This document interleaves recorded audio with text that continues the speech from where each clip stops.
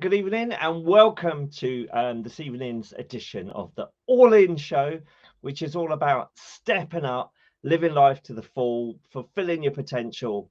Yeah, just being amazing. And tonight, my special guest is amazing and awesome, and has stepped up and done everything that I've just spoke about. We're going to be joined by Roshney Mistry. Roshney, come on in, and join the show. How are you? I'm good. Thank you for the lovely introduction.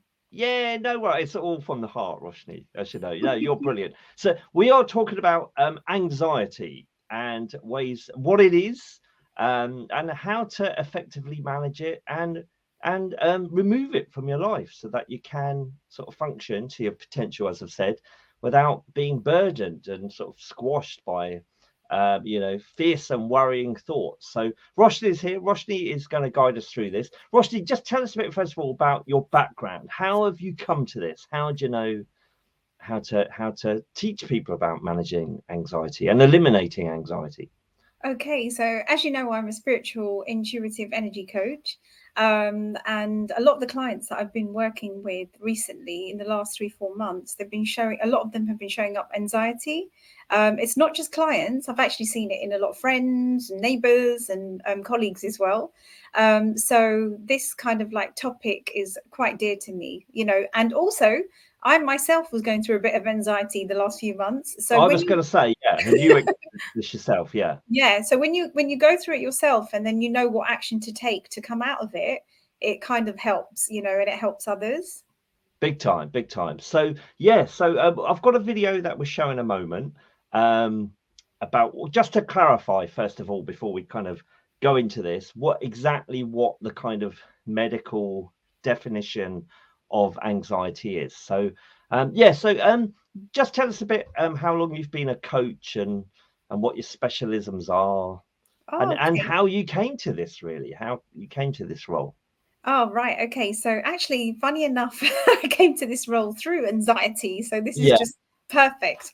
I've been doing spiritual coaching on and off for about 3-4 years. I officially started 2 years ago.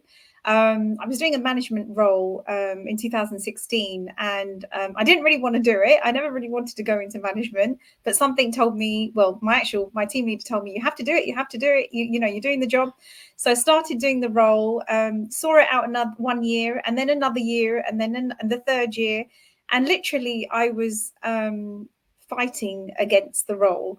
And I thought, why am I doing this role? Why am I doing this role? I never wanted to do management, but it was actually teaching me a few things. It was causing me, the stress and anxiety of the role was causing me to go into things like meditation, healing, and how to handle energies, how to handle people situations. It was just amazing. So I appreciate every single minute I did of that role, because it's really taught me a few things. Even though it was quite painful at the time.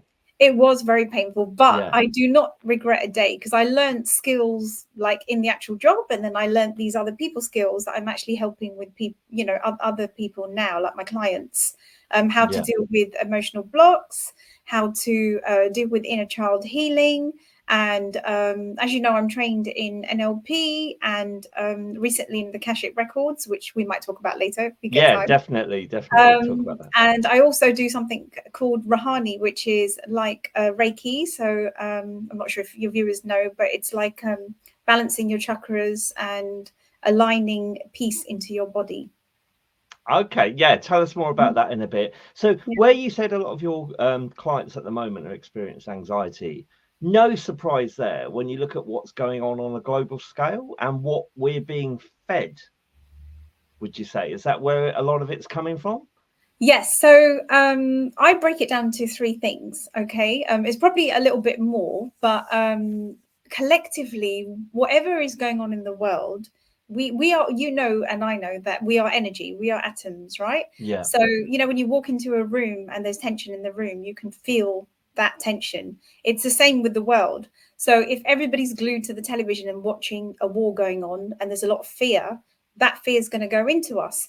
Right now, there's a lot of fear going on about finances and what's going to happen, and jobs and, you know, It's been insecurities. relentless, hasn't it? The past Yes. 2 years, Yes. COVID, we're all going to die. You know, these Yeah.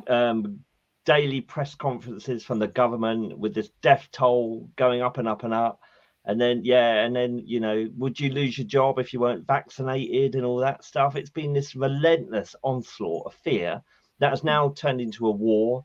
And now we're being told the economy is going to collapse. We seem to be on the verge of recession. Although I've got to say, in my lifetime, I don't think the UK is permanently in recession. I think we've been in recession more than we ever have been out of recession, if you believe the news, that is. So it's understandable why people are so anxious, isn't it? Yeah, I mean, one thing I've learned, and especially with my clients, is that, okay, yes, there is a, you know, financial collapse going on in the real world, but in your inner world, what is going on? You've got to find out what's going on with yourself. I mean, some people might turn around and say, oh, well, it's okay for you. You don't have to pay bills and blah, blah, blah. But that's, if you actually give energy to what the news is saying, then that's going to start playing out in your life. Yeah. Whereas if you know, you've got to be sensible and say, yes, okay, I can't go around splashing around money because we've got to be careful because the bills have gone up. However, if you don't focus on that, you can actually pull through it without feeling anxious and without feeling I've got to watch every single penny, you know, because you know, and I know from the law of attraction is that whatever you think, you know, get you more create. of. You create. So what are you focusing your energy on? No, brilliant. Let's watch this video then. It's 5 minutes in length. It is quite a lot. So stay with us and we're going to come back. But this is the sort of mainstream medical definition of anxiety and what they believe the solutions are. Roshney's going to, myself and Roshney are going to deconstruct this video and give our perspective. Roshney's going to tell us what she knows works for her and her clients. So watch this. We'll be back in a bit. We live in a culture that doesn't take mental health issues seriously. There's a lot of stigma. Some people tell you to just suck it up or get it together or to stop worrying or that it's all in your head. But I'm here to tell you that anxiety disorders, they're as real as diabetes. Hi again, it's Dr. Jen, and I've noticed something with my patients. They often describe to me some classic symptoms of an anxiety disorder: constant worry, trouble sleeping, tense muscles, and struggle with concentrating. But they aren't getting treatment. There's a lot of issues with mental health care in this country. Some people don't have insurance that would cover it. Some have been dismissed or minimized in the past and don't think seeking help will do any good. Some worry about the stigma and whether it could affect future jobs or relationships. But severe anxiety isn't a moral or personal failing. It's a health problem, just like strep throat or diabetes. It needs to be treated with the same kind of seriousness. Before we can talk about anxiety disorders, let's talk about anxiety itself. Anxiety is the very real and normal emotion we feel in a stressful situation. It's related to fear, but while fear is a response to an immediate threat that quickly subsides, anxiety is a response to more uncertain threats that tends to last much longer. It's all part of the threat detection system, which all animals have to some degree to help protect us from predators. Anxiety starts in the brain's amygdala, a pair of almond-sized nerve bundles that alert other areas of the brain to be ready for defensive action. Next, the hypothalamus relays the signal, setting off what we call the stress response in our body. Our muscles tense, our breathing and heart rate increase, and our blood pressure rises. Areas in the brainstem kick in and put you in a state of high alertness. This is the fight or flight response. There are ways the fight or flight response is kept somewhat in check, with an area of higher level thinking called the ventromedial prefrontal cortex. It works like this. If a person sees something they think is dangerous, like a tiger, that sends a signal to the amygdala saying it's time to run. The ventromedial prefrontal cortex can say to the amygdala, hey look, the tiger's in a cage. You know what a cage is. They can't escape from a cage. It's okay to calm down. It's a feedback loop that can help keep the response in check. The hippocampus is also involved. It provides context, saying things like, hey, we've seen tigers in cages before. We're in a zoo. You are extra safe. With anxiety, these threat detection systems and mechanisms that reduce or inhibit them are functioning incorrectly and cause us to worry about the future and our safety in it. But for many people, it goes into overdrive. They experience persistent, pervasive anxiety that disrupts work, school, and relationships and leads them to avoid situations that may trigger symptoms. Anxiety disorders are not at all uncommon. Based on data from the World Mental Health Survey, researchers estimate that about 16% of individuals currently have or have had an anxiety disorder. These include social anxiety disorder, panic disorder, agoraphobia, and phobias. Studies have shown that people with anxiety disorders don't just have a different way of reacting to stress. There may be actual differences in how their brain is working. One model describes possible mix-ups in the connections between the amygdala and other parts of the brain. The pathways that signal anxiety become stronger, and the more anxiety you have, the stronger the pathways become, and it becomes a vicious cycle. The good news is that there's treatment for anxiety and that you don't have to suffer. Remember, this isn't about weakness, it's about changing brain patterns. And research shows that our brains have the ability to reorganize and form new connections all throughout our lives. A good first step is to do the basics. Eat a balanced diet, exercise regularly, and get plenty of sleep, as your mind is part of your body. It might also help to try meditation. Instead of our heart rate rising and our body tensing, with mindfulness and breathing, we can slow down the fight or flight response and improve how we feel in the moment. Cognitive behavioral therapy, a form of talk therapy, can also be fantastic. In it, you learn to identify upsetting thoughts and determine whether they're realistic. Over time, cognitive behavioral therapy can rebuild those neural pathways that tamp down the anxiety response. Medication can also give relief in both the short term and the long term. In the short term, anti-anxiety drugs can downregulate the threat detection mechanisms that are going into overdrive. Studies have shown that both long-term medications and cognitive behavioral therapy can reduce that overreactivity of the amygdala we see in anxiety disorders. High blood pressure and diabetes, they can be treated or managed over time, and the same is true for an anxiety disorder too. So that is Dr. Jen Gunter. It's obviously US focused, as we can tell by her accent, and the focus on medical insurance. So that's kind of irrelevant. But yeah, Roshney, what would you say to some of the stuff she says there? First of all, she said about the indicators that you've got anxiety. Yeah, and so the tension in the body, etc. What would you say? Oh, definitely. When it got to that stage where your body is a barometer, right? So when something is not right, it will tell you, it will talk to you, it will give you knee pain, or it will give you like a sore throat or a cold. And as a disclaimer, I'm not a doctor, by the way, but I know from my clients and from some of the training that I've done, from the energy healing training that I've done, is that with anxiety, we know that 90% of it is to do with emotions. Okay. When you get stress, it brings on anxiety. You don't get anxiety just from like cutting your finger. You will get a little bit of anxiety, but you're more likely to get anxiety from, a stressful job, a shock, a trauma, a whole load of things. Yeah. So yeah. I do agree with what she's saying, is that the science behind it. She was talking about the brain and the medulla. Yeah, do you know what? That stuff loses me. I just kind of think it's like knowing someone telling you how the car works. You just want to drive the car well.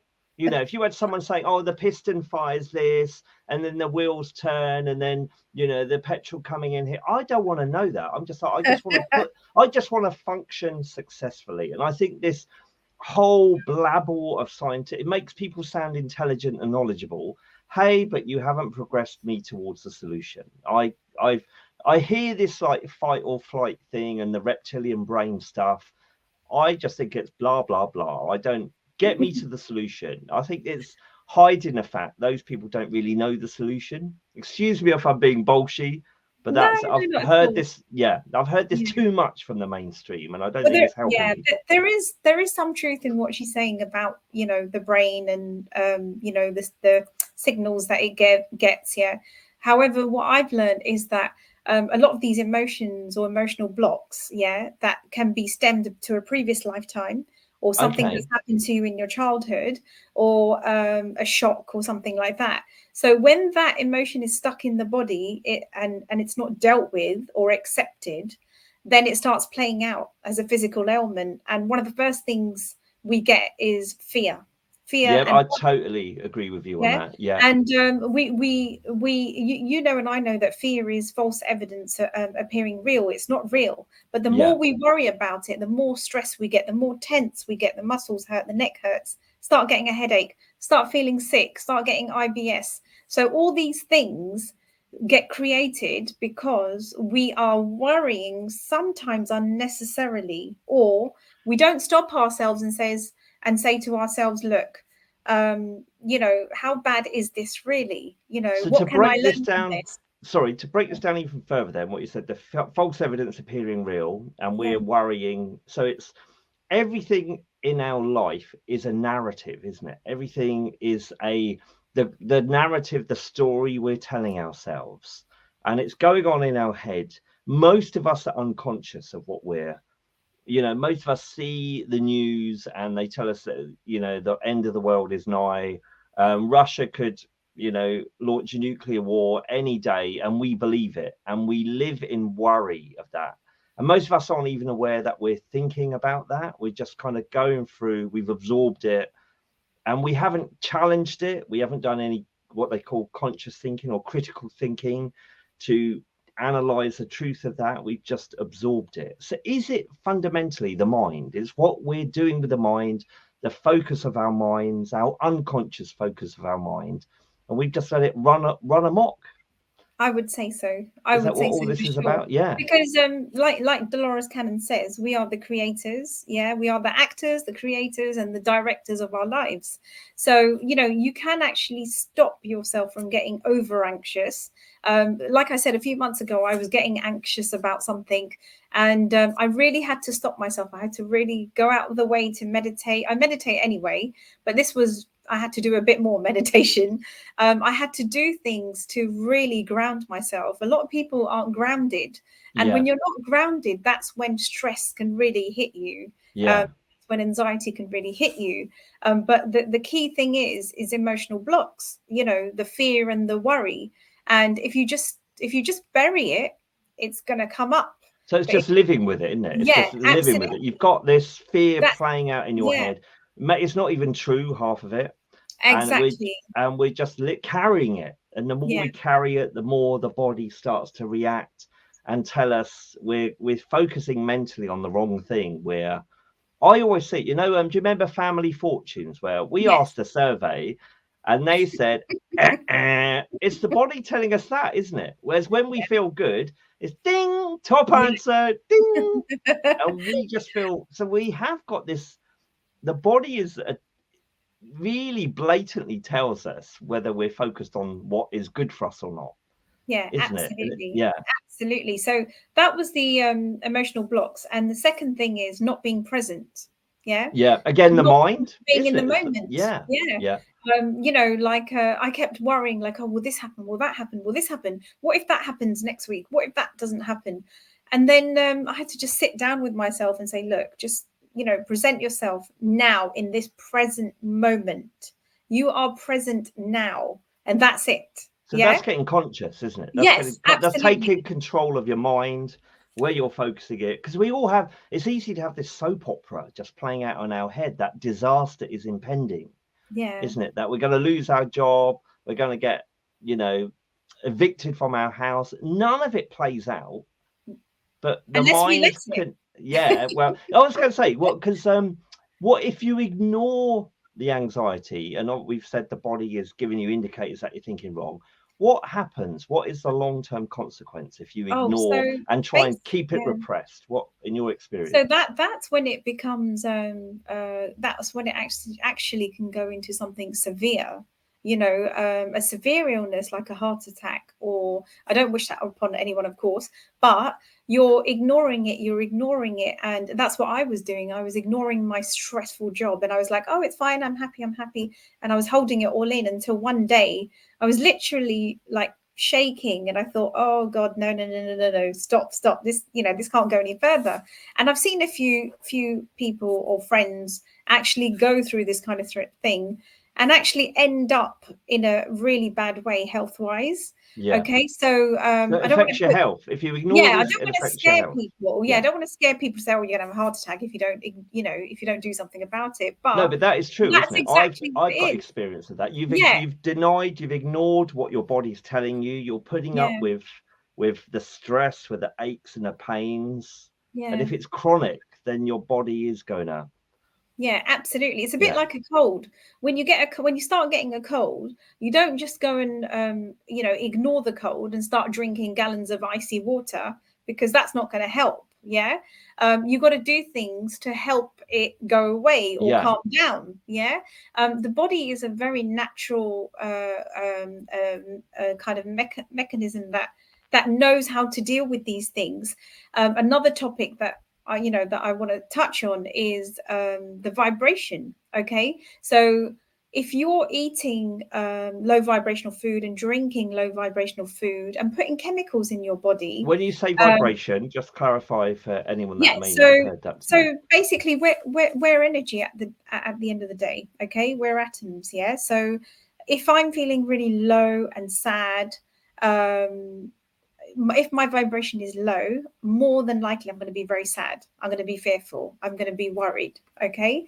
And then as that goes on, there's a peace scale. I think, I don't know if you shared it in the last presentation, the one by Esther Hicks. Yeah. So the peace scale tells you, like, if you're very joyful, very happy, your vibration is high. So if you're very sad and getting depressed and very fearful, your vibration is very low. So it's your emotions are the indicator of where you are vibrationally, and it's your setting. Is it your core setting, your energy setting? Which is indicated by how you're feeling. Absolutely. So if I'm feeling very, very low and sad, it's my responsibility, not anybody else's, to raise that vibration. We always go around blaming people, saying, oh, this person did that, my mom did that, my dad did this, my neighbor did this. But in actual fact, it's your responsibility. No, it's no one else's, and only you can change that. Okay, and there's so many ways that you can change that. There's so many YouTube videos, there's so many people that you can go and see. I mentioned about chemicals, so alcohol and cigarettes, tobacco, and drugs, all different types of drugs, not just your weed and the cocaine and all that, but I'm talking about the chemical drugs as well. Many of them are okay, because if you need it for an operation or an accident, fair enough, our body needs it. But sometimes the chemicals can actually have a downside effect on our body. And the reason why I'm saying that is that I studied a bit of naturopathy. And with naturopathy, what it teaches you is that when let's say you take a paracetamol because you've got a headache, right? So you've got a headache, your body's saying, I've got a headache, I've taken the paracetamol, I've taken this chemical. So the body is now fighting twice as hard, because it's fighting the headache, and now it's also fighting this strange chemical that you put in. It doesn't recognize paracetamol because it's not natural. The body actually wants more natural. That's why a lot of people are saying now, try and have more natural foods as possible. Like if you pick up something, if it's got like 18 ingredients in it at the supermarket, that's probably not a good thing to have. We did 2 weeks ago. No, we did a month ago. A show about sugar addiction. No, absolutely. This is proven, isn't it? If you pick up most of the processed food in our supermarkets, you look at the ingredients. It's like looking at a chemistry lab. It's like looking at a periodic table, isn't it? All the numbers, the additives. That's not real, is it? That's not real food. So that is. I think when you look at you hit the nail, because additives are chemicals. And I'm no saint. I eat everything. I don't like, I just don't eat plain nuts and vegetables. I eat everything. I bless my food, I bless my water, because I don't know what's in it half the time. So that's putting conscious positive thought on Yeah. onto what you're about to consume, isn't it? Absolutely, yes. Yeah, okay. And especially, like, I'm non-vegetarian, and sometimes I have this guilt, like, oh my God, I shouldn't be eating animals, this isn't right. There's two things about animals, is sometimes we don't know what sort of life that animal has had. And if it's had a low vibrational death or a low vibrational life, when you eat it, you're actually eating that. Okay. Yeah, I think And that's that stays in your field. That's why a lot of people don't feel good if you're eating meat. Whereas if you've blessed it, you're kind of like saying, bless you and thank you for giving me food and nourishment. Yeah. So that makes it, so I know if there's any vegetarians watching, please forgive me. But it's the cycle of life, isn't it? You shouldn't feel guilty about anything. But guilt's a negative emotion, isn't it? Exactly. So, which is going to create anxiety unless you counter it. So. Yeah, absolutely. But the main thing is, if you bless your food and if you bless your water, you will keep your vibration high, because we don't know where the water's been. It's gone through all these lead pipes. Yeah. It's even gone through trucks and trucks of somewhere. We don't know where, even if it's in a bottle or in a crate. We don't know. Yeah. So, but like you said, everything's energy, isn't it? And if you can influence the energy with positivity, because I teach this stuff, I'm a happiness coach. I specialize in the Abraham-Hicks stuff. Number one on the emotional scale is love, appreciation, joy, happiness. And it is that appreciation. If we can appreciate everything rather than, and this is where it's about the focus of the mind, isn't it? Because if you're fearful, you're not appreciating, you're terrified of life rather than enjoying life, aren't you? So if you're fearful, and if you're chronically in that state, the mind's telling you and the body indicators are telling you you're thinking wrong. You're not thinking joyous thoughts, you're not thinking happy, high up the emotional scale thoughts, you're on a low level. Fear is disconnection, isn't it? Fear is exhaustion. Fear is leading to depression. You just can't function properly, can you? You can't. And it does make you think, like maybe 1/3 of the world isn't living in fear, and maybe 2/3 are. And you see people's behaviors, and you see you see the difference. You see the difference. And you say to yourself, okay, I used to question everyone. I'm like, why are you worried about this? Why are you, but everyone has their own journey, and we have to respect that. One thing I've learned from the Akashic Records training that I've just recently done is we come into this life to heal any previous karma, any previous karmic actions from the previous life. So, so if this person is supposed to take cocaine in this lifetime, or take chemicals, or eat meat, then that's what they're meant to do. Each person has their own thing to heal in this lifetime. So there's any kind of judgment is a negative emotion, isn't it? Yeah, absolutely. It's a critical negative. Absolutely. So although I might say, okay, don't take chemicals, and don't eat this and don't eat that, or don't drink whatever. I mean, I love my cocktails, but I never drink cocktails before I'm doing any healing, or on the day of any healing, because I know if I have alcohol, it lowers my vibration. It actually interferes with your alignment with source, with Absolutely. Creator. I know the more you get on this journey, the more you instantly notice the impact of alcohol, because it exhausts me. I love being high energy, and I feel fatigued if I have too much alcohol. So there's definitely I mean, there is like a balance, like now and then, birthdays, Christmas, or and you're on holiday and you have something, it's fine, but it's all about the balance, isn't it?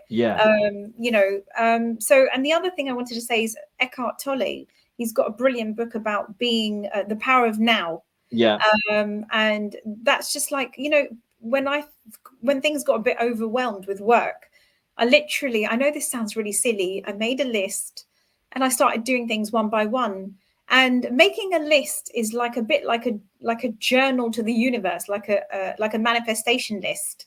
And it actually comes true, because you tick things off as you're going along. And you're managing your focus, aren't you? Yeah, you are. And when you speak things and when you write things, it multiplies into the universe. Big time. Yeah. So, it's, and this is a very simple example. Like when you go shopping, if you've got 30 things to get and you've got a list that you've written down, 9 out of 10 times you're going to get everything on that list. Okay. If you've got 30 things to get and you don't go with a list, what happens? A, you forget, and B, you end up bringing stuff you didn't even need. So it's being conscious of your mental power, isn't it? I think that's what this. My take on this, I just know I was fearful before I became spiritual, which I wouldn't say is any. I would say my religion is Jedi. It's not God or anything. But I'm very aware that we're all energy, and I think that energy, the energy that we are, that all of us are, is God. I think that is there. Yeah. So I think we are all religious. We are all God in that sense. And I think, but it is about, once you're aware of the power and the importance of managing your mental focus, then you could start to eradicate stress and anxiety and everything out of your life. If I could, sorry, I feel like I'm hijacking this conversation a bit. No, I'll let you get on with the solution, because people are so here for the solutions. The third, I'll come to the solutions in a second. The third thing is self-care. Okay. Yeah. So that's tapping into a bit of what I said about the low vibrational food and the low vibrational whatever we're putting in our body, right? The toxins. But self-care is so important. We don't walk enough. We don't drink. Some of us don't drink water enough. I'm guilty of that. They say most munches are, and most people like reach for food to stop themselves feeling. It's more dehydration. Most people are dehydrated rather than we need water more than we need food. Absolutely. Yeah. When I was feeling anxiety and I didn't have water, the anxiety just trebled. So when I had water, it really kept me grounded and really, really, calmed me down. There is basically with self-care, it's not just about putting things in your body. It's like you said, it's the mind. So there's three things, okay, and these are the three things that I've learned, especially because of the Akashic Records, is that gratitude, okay, self-love, and forgiveness. Okay, so when something's going on in your life and you haven't forgiven yourself for something that's happened, or you haven't forgiven the other person, so there's judgment there, isn't there? Which is a negative, criticism, judgment, it plays out in your health, because it then creates an emotional block, okay, and that emotional block then stops you from getting the job that you want, or the partner that you want, or the house that you want, or even abundance. Okay, so so it's so important that we get the emotional mind correct. Now there was I can't remember her name, but there was this lady, I'll try and find out the name later on. She did a survey on people around the world, about 1,000 people who beat cancer, basically. And so she asked them, what did you do?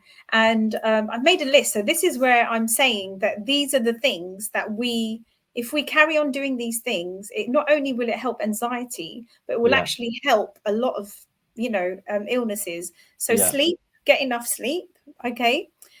Stress management. Okay, so like, how do I manage stress? If I've had a stressful day at work, even though like I'm really tired, I'll just go off to a Zumba class and I'll just shake it off. I don't care who's looking, but dance to music, or listen to some music, or or go and play table tennis or tennis or whatever it is, or squash. That takes focus on what you want to do. Focus on what you want to do, isn't it? Do something. So be joyful, isn't it? Absolutely, be happy. The third thing is movement. Okay, so I've already mentioned Zumba or going to the gym, but people do not actually move a lot. If you notice, many people just come home, they're tired from work, they'll sit in front of the sofa and watch television, and then it'll be like go to sleep, then get up late, and then it's the same cycle. There's not enough movement going on in the body, but the body needs movement. I recently went to this brilliant she's a physiotherapist, and I know she won't mind me saying, but basically she learned from an accident when she had at a young age that you've got to move. She was a ballerina and she had an accident and she was in a wheelchair. Wow. And now she's like, she does physio, which is amazing. So that's what I love about this world, is that when things happen to you, it's happened to you for a reason, so you can help others. Like anxiety happened to me in my job, so I can help people now. And with this lady, she said to me, okay, you've done your lower back in, but you've got to keep moving. Because I was like, oh, should I just sit for 2 weeks? And she's like, no, No. You need to move, because movement is what gets the joints going, right? Yeah. So movement is important. Meditation, okay? And meditation, one of my spiritual healing teachers has taught me, is that you don't have to sit there for half an hour or 1 hour like this. And, I think people think that a meditation, don't it they? can They be think done it looks silly. Yeah, it And can be done in it's 5-10 too long. minutes. Yeah. It can be done in 5-10 minutes. It's just going in with yourself, grounding, and protecting your energy, which I'm going to talk about in a minute. And then food, we've already talked about. Get the food right. If you're constantly eating lovely McDonald's and KFC and pizza every day, what do you think is going to happen to your body? How do you think you feel? Have 1 week of homemade food and have 1 week of that food. And you see how the you green feel. stuff, the green. If we eat the green stuff, the the more fresh natural, stuff, the more natural, the better, right? So it's okay to have a pizza now and then and what have you. But if you notice, like I notice sometimes people every day at lunchtime, they'll have a pizza every day and they'll have KFC every day, and then they'll go and have a sugary milkshake. And I'm like, well, and so the other thing was emotion. Deal with your emotions. If you keep your emotions, if you don't deal with your emotions, that's what's manifesting out into the body. And the thoughts, right? So these things, they kept all these things at bay, these 1,000 people, and they looked after these things, and that's how they came out of the cancer. I do know. I do know from my own experience with a family member, and also the Abraham-Hicks teachings, that any kind of chronic illness is really low vibration. It's a low that you're angry with the world. They do say cancer's about anger, which and the anger's close to powerlessness. So you feel powerless in the world, and you're angry at your powerlessness. You're angry at the world, and that disconnects you from source. And if you think that the source is about love, isn't it? They always say it in the whole everything, all literature going right back to thousands of years and everything, is the highest, what we're all searching for, the highest frequency, the highest vibration in the world is love. And when we're angry, when we're critical, when we're judgmental, we're a million miles away from love. Absolutely. And it's I think a lot of it does come, like, everything starts with you. Okay. So basically, although I might be angry with the world or angry with X, Y, and Z, I have to first give myself self-love and forgiveness, and then forgive others and self-love. Once I've done that, then I'm able to move on. We talked about the energy, and basically, how do I keep my energy so high? A lot of people are always saying to me, how do you stay happy and keep high, and sometimes in a very stressful workplace. So, I make sure that in the morning I do a grounding exercise, okay? And I do a little cleansing prayer that protects my energy field, okay? And it's just saying it out loud, and it takes a couple of seconds. Doesn't have to be the words that I use. You can use your own words. It's the intention. It's what's behind it, okay? And if you believe in something and trust it, it will protect your energy field. And I learned how to do this, and it just makes my day so much better. I'm not going to lie and say, oh, my day is always brilliant and I'm always happy and I'm always positive. No, I have my bad days. I have my moaning days, just like everybody. I know where you work, so I know exactly how challenging it is. I won't say any more about that, but but the thing is, it's it goes a lot better. And actually, the last 2 weeks were very stressful periods, and I had forgotten, because I started doing what my colleagues were doing, and my colleagues were like, oh, this place is silly, oh, this is too stressful, or the workload is terrible, and I started joining in, and I noticed it got worse, and the work situation got worse. That's and law of attraction, isn't it? And just Friday morning I said to myself, guys, today is going to be a brilliant day today, and we are going to attract brilliant clients, and we are going to have a brilliant day, and nothing else is going to stop me. And you know what? It was such a wonderful day. So I was going to say, you mentioned just when you was talking a moment ago, and I think this is core to all of this, is the word belief.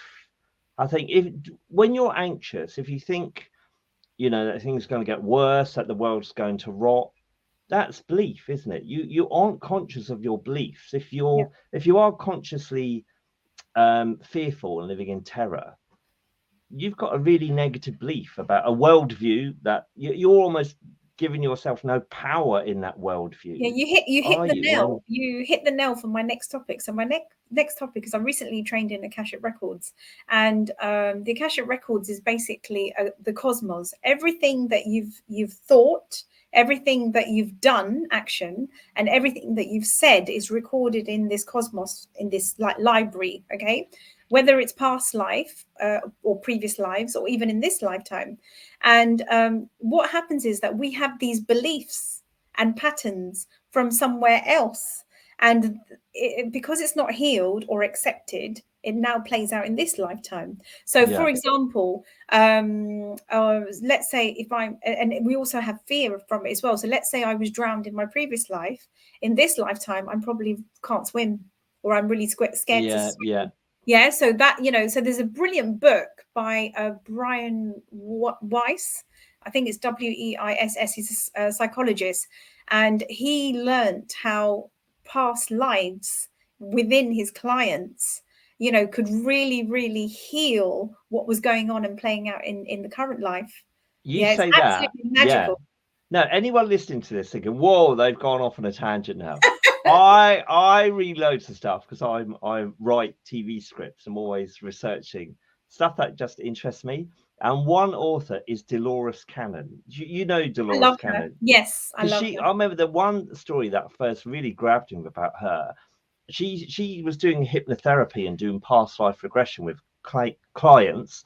And she said that people would come and see her, that for 20 years, mainstream medicine hadn't been able to help them, and then come and see her, she would fix it. And the story that really stuck out, one lady had like really bad migraines for 20 years and no drugs, I think she even had like her skull was drilled into and everything. She had everything, the full works done on her, and her migraines would not go. She heard about Dolores Cannon, came to see her. She was put under the hypnotic trance, put into past life regression. This woman remembered being in the American War of Independence, remembered being shot in the head. As soon as she made that conscious connection, her migraines went. Yeah, absolutely. That's phenomenal to me. This is exactly that's what exactly the Akashic Records done. Yeah. Because it basically, once you accept it and with no judgment. So let's say I was told, 5 lifetimes ago I murdered someone, and then I would say no way did I do that. No, I wouldn't murder anyone, because I'm not accepting it. I'm not going to heal whatever it is that I need to heal in this lifetime. So it's denial, judgment. Yes. So it's acceptance. So that repression, isn't it? You said at the beginning, emotional repression, buried trauma. Yeah. That's it. We have to face our demons, don't we? Yeah. Truly, truly amazing. And the good thing is, with the Akashic Records, you don't have to do what Dolores Cannon did. But a lot of people, trained psychotherapists do that, and hypnotherapists. But with Akashic Records, it's so easy and it's quick. It's so good. Just Google it and you'll find out all the information you want about Akashic Records readings. It's truly changing my life and of my clients. No, I think this stuff. I think that I never would have thought I'd be into this stuff. If someone told me like 30 years ago, 25 years ago, Steve, you'd be into all this spiritual stuff. But it is phenomenal, and it empowers you, doesn't it? Because I'd proudly say, I'd say I was quite an average person before I really started engaging with this stuff. And now my energy is extremely high. I now teach happiness, and so I have to kind of walk the talk that I teach. But I experience minimal stress and anxiety. And I would say my solution, if I could just ask, you mentioned that your work situation a few years back, which which stressed you out, gave you loads of anxiety. If you can remember, did you love the job or hate it at that time? I hated it. Yeah, it is that. It's always that. In any moment, we've got the choice of love or hate. There's a 50-50 fork in the road. And if you relate and love is what we want. There's one direction of what we want and what, the life we want to lead. And then the other junction, it's almost it was a brilliant job. Don't get me wrong. Yeah. And I would always tell people to go for it. However, it wasn't for me, because it was there for 4 years to teach me things so that I can do what my purpose is. Because I honestly believe that we all have a purpose, right? Yeah.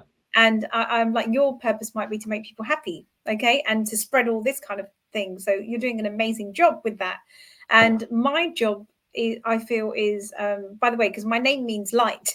Yeah, so my job is to bring more light into people's lives and to, you know, show them that they can heal themselves. Yeah, So it's absolutely. not about me healing others. It's just that we can all heal ourselves. So you're but giving people the don't know tools that. to manage their own healing and Absolutely. empowering them. Yeah. Yeah, absolutely. I would say, yeah. Well, so when you hated your job, was there other people around that loved the job? Maybe. Okay. Well, maybe I could see that their thoughts on the job would be different to mine. They didn't like it, but they would find something in there that they liked, and that's what I do now. That's the deciding factor. When you're anxious, that's what kept me going. Yeah, that's what kept me going. Even now, if I'm in a job sometimes, and I'm like, okay, find the positive. You have to and find. when you find the positive, the positive grows. You know, and you immediately alleviate the anxiety. Absolutely. It's almost what story. It's basically what story are you mentally telling yourself? If things are going to get worse, I've got no power. That's going to build a momentum. And then what we've said, the body's going to start to indicate, saying, I don't like this. It's like a kettle coming to the boil, isn't it? You start to, you can't sleep. You start to shake. You turn to the drugs because you're telling yourself mentally this completely powerless, destructive, negative, critical, judgmental story. Or you can just flip it and tell yourself, I'm going to do all right. I've got through stuff like this before. You either calm yourself, which is that way, the positive story, and the anxiety relieves itself, or if you don't. So this is so this anxiety world that a lot of people are living in, they're not conscious of their thinking, are they? No, they're not. And like I said, no judgment, because we all go through it. Yeah. And I won't lie and say that, every single day is brilliant and I have the most amazing day. There are going to be days. Life is basically like that. It's up and down. Yeah. Right.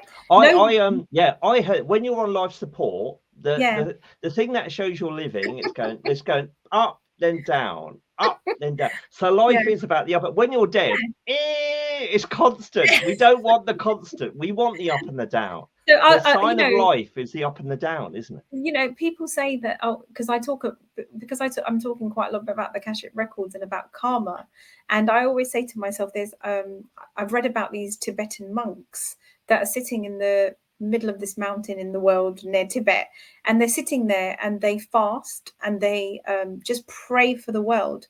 They're sitting there praying for peace in the world. However, guess what?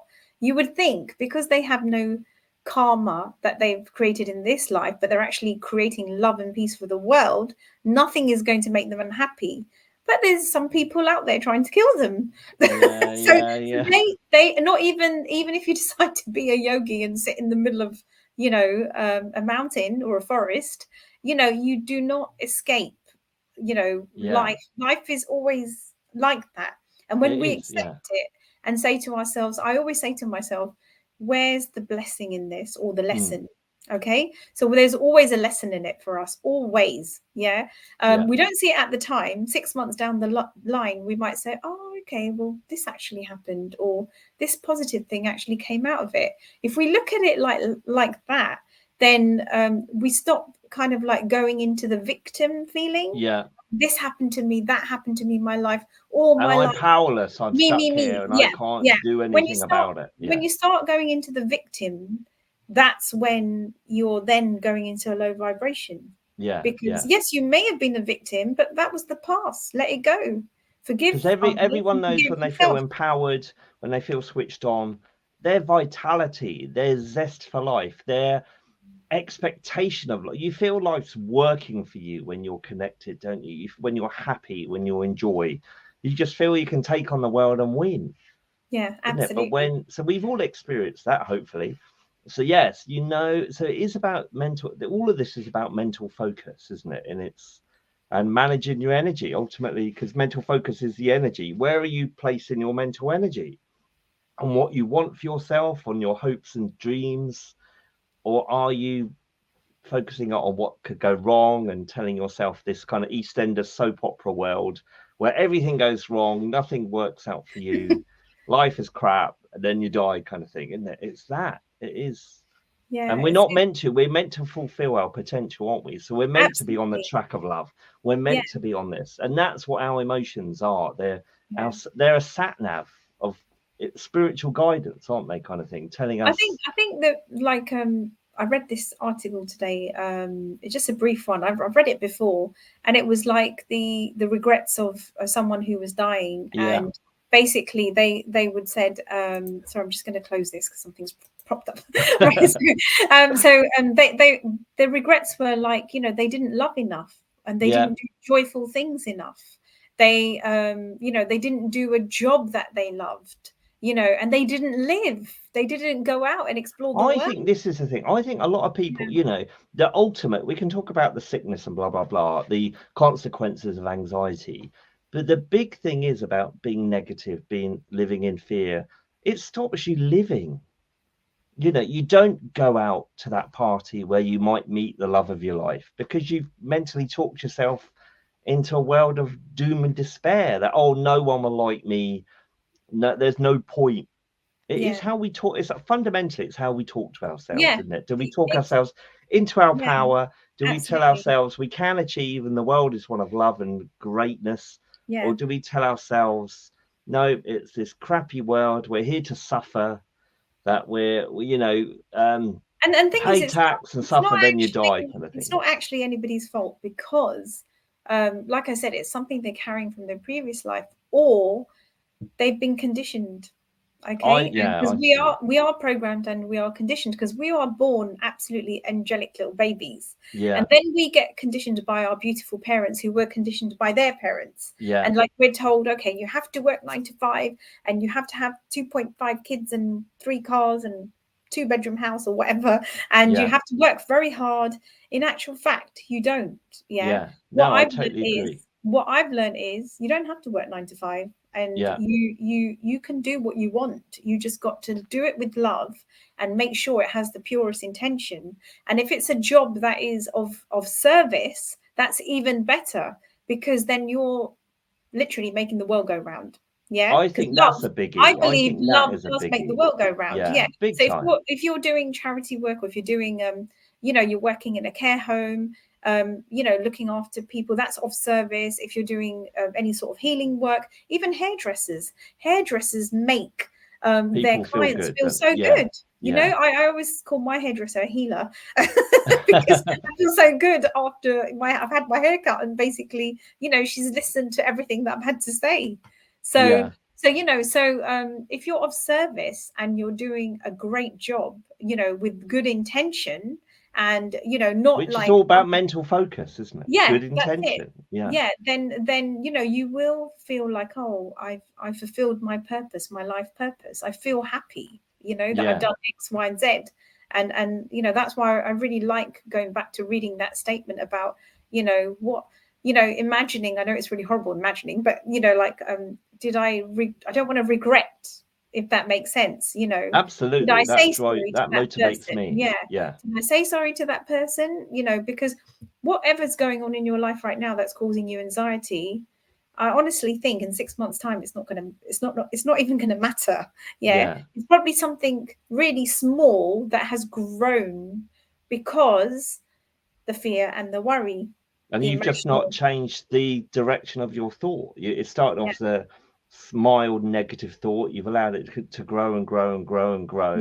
And you've not done something about it. You've just buried it and you've just left it.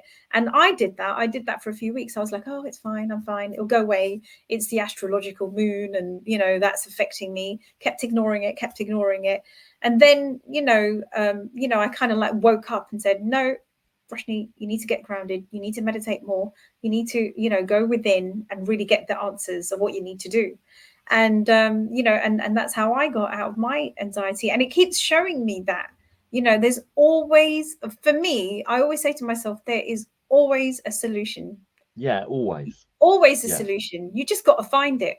And to quote Star Wars, Qui-Gon Jinn, the Phantom Menace, a solution will present itself.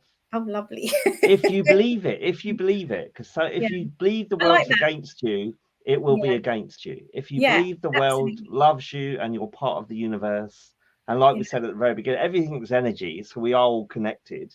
Yeah. But if you feel you're not connected and you're on your own and you've no power, that's going to play out. And you've disconnected yourself from the power by telling yourself that. Yeah. No, it is so.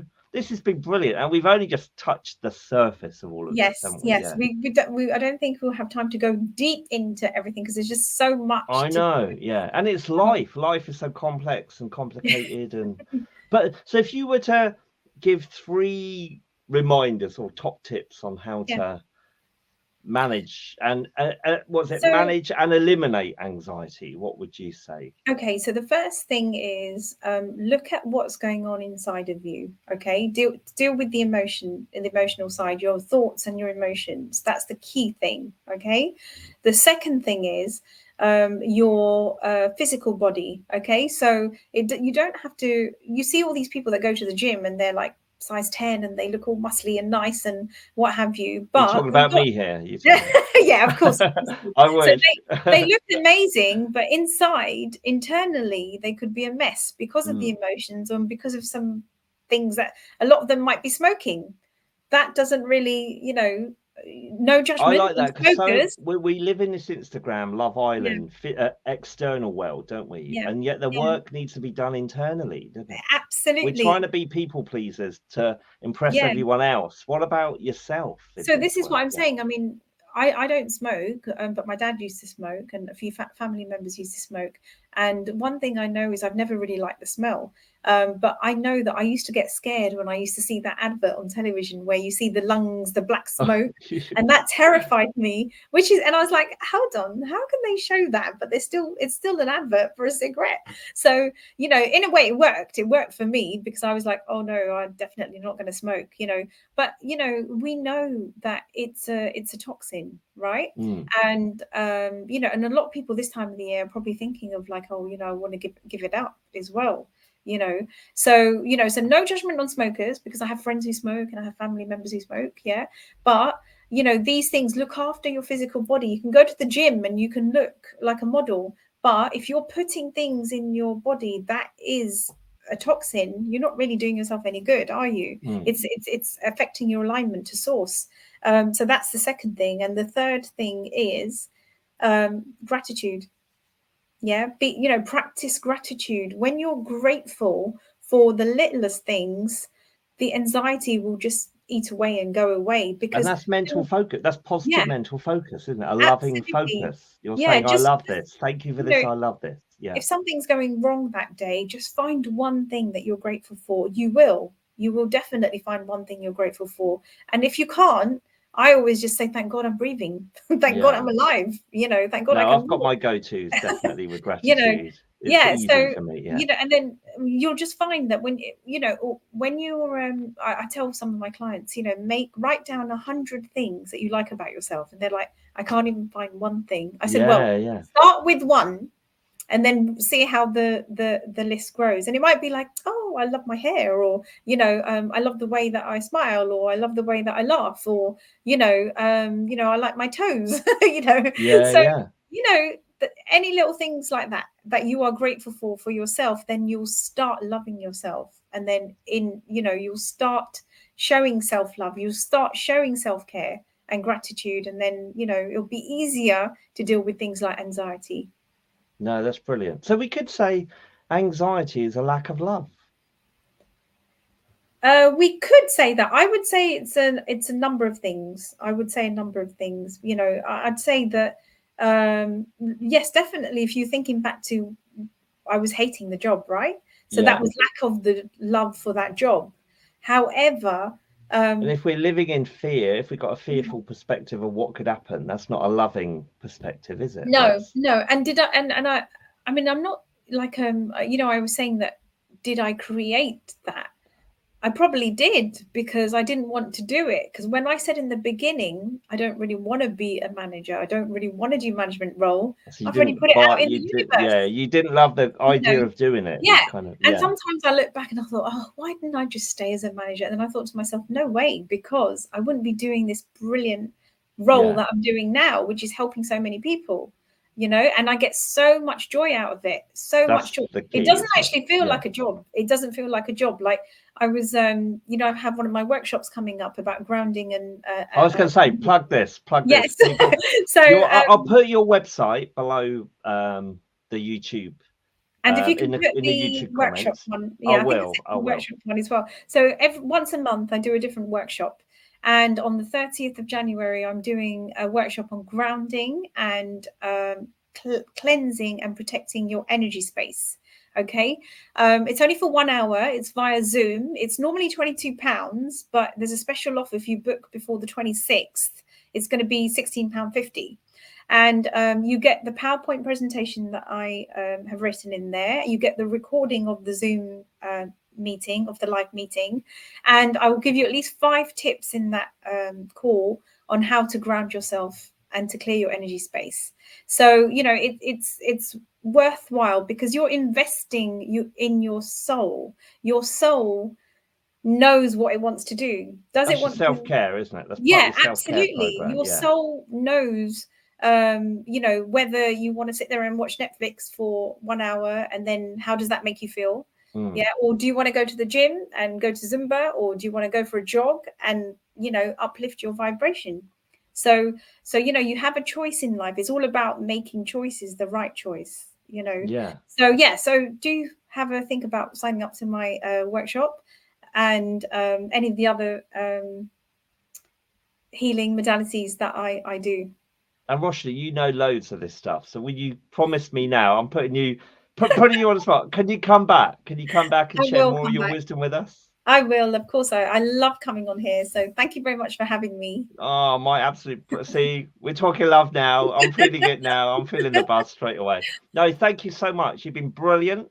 Thank you. If any of you got any questions or anything that you want to ask Roshney, you can email me. I'll put it in the comments below as well. tnltvshow@gmail.com. I should have it on the screen really, but I'm not that prepped. So yeah, no, that is brilliant. That has been fantastic. So hopefully we've helped you with managing and eliminating anxiety from your life. That is it for today then. We're back in 2 weeks' time, and this could be of interest to you. I'm lining up doing a show with astrologic astrologer, that's the word, an astrologer who I spoke with a few years ago at the beginning of the pandemic, and he said about the alignment of the planets at the moment. They're all in Mars, and it's the same alignment as in 1930s. Yes. And with that we had the rise of fascism and economic decline and, you know, war, and then but that we came out of that with mass improvement. And astrologers have predicted this for years. They said we're going into a turbulent time, but it's almost like when a caterpillar goes into the chrysalis, and then they have to go through this kind of turbulent process before coming out as a butterfly. The world is going through that now. So yeah, that's what I remember him saying about 2.5 years ago. And I can see this is manifested now. So I really want to get a bit more clarity on 2023, what's going to happen in 2023 and the next few years forward. So I'm looking forward to doing that. That sounds interesting. Yeah. It's based in Guatemala, where Lisa, because it's meant to be me and Lisa presenting these shows. Lisa is currently in Guatemala. Oh, she's so lucky. Having a retreat. But yeah, she's linked me up with this guy. So yeah, amazing. That's coming. Hopefully in 2 weeks' time. But thank you so much, Roshney. I'll let you get back to your evening now. Love you loads. Sending the love out. Thank you so much. Thank you, everyone. Yeah, and see you all soon. Take care. Bye. Bye-bye.